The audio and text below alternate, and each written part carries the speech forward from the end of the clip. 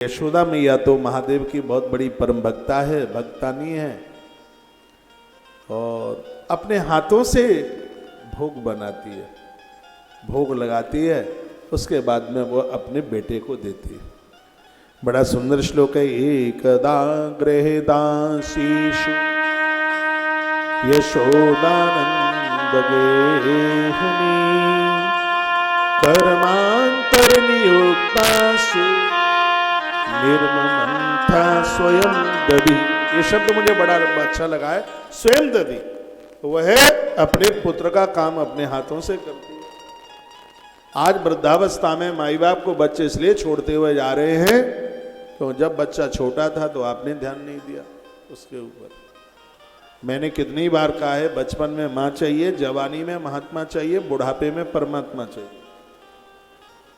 लेकिन दुर्भाग्यपूर्ण बात यह है कि आज जवानी में महात्माओं से नहीं जुड़ रहे, बुढ़ापे में जाकर के जुड़ेंगे जब खेत पक जाएगा पूरा। तो युवा अवस्था में महात्मा।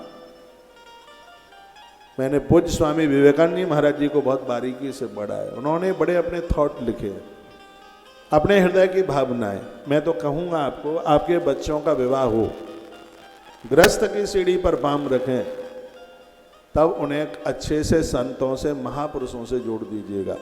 जो जवानी में महात्मा से जुड़ा है वो वृद्धावस्था में परमात्मा के बिना रह ही नहीं सकता। और ये बात मैं बड़ा जोर लगा के बता रहा हूं कि बच्चों को आपकी जरूरत है। लेकिन आजकल मेरी बहनों को मोबाइलों ने इतना व्यस्त कर दिया है, 2-2 मिनट में तो व्हाट्सएप चेक करती है। हाँ, दिन में जब से जियो आया है तब से दिन में कोई मुझे ऐसी बहन दिखती नहीं है जो 10 बार अपने पियर फोन ना करे। कम से कम बता रहा हूं 10 बार को, नहीं तो ज्यादा ही हो सकता है। वो तो आप मुस्कुरा रहे हैं तो आपको पता ही है। बच्चों को टाइम दीजिए, बच्चों के पास बैठिए। मैं भी तो गुरुकुल के बच्चों के पास बैठता हूं। आप बच्चों को समय दीजिए, बच्चों को टाइम दीजिए। बाहर पढ़ते हैं, पढ़ के आते हैं तो कुछ टाइम निकालिए, अपने हाथों से उनके लिए बनाइए। ये माँ को देखिए, कर्मांतर नियुक्त आसु निर्ममंत स्वयं दधि। पवित्र कर्म वही है जो भगवती सत्ता से जुड़ा है, ईश्वर से जुड़ा है। ऐसा कीजिए जिसमें भगवान के होने की अनुभूति की जाती है। मैंने एक ब्रह्म पुराण में एक वाक्य पढ़ा हुआ था, यदि आप भगवान को भोग नहीं लगाते हैं तो आपको चूल्हा जलाने का अधिकार नहीं है बिल्कुल। फिर आप भोजन नहीं पका सकते, आप घर में भोजन बना ही नहीं सकते यदि भोग भगवान को नहीं लगाते हैं तो, परमात्मा को नहीं लगाते।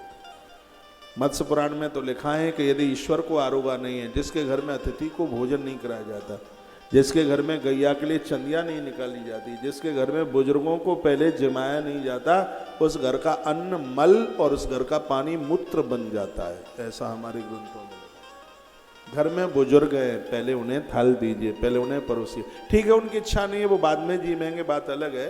पहले उनको पूछिए, पहले उन्हें जीमे। एक बात और मैं निवेदन आपको करना चाहूँगा, हे माताओं बहनों, ये आप सबको पता है कि बेटी के यहाँ का माँ कभी खाती नहीं, लेकिन बेटी का भी ये फर्ज है, उसका ये धर्म है।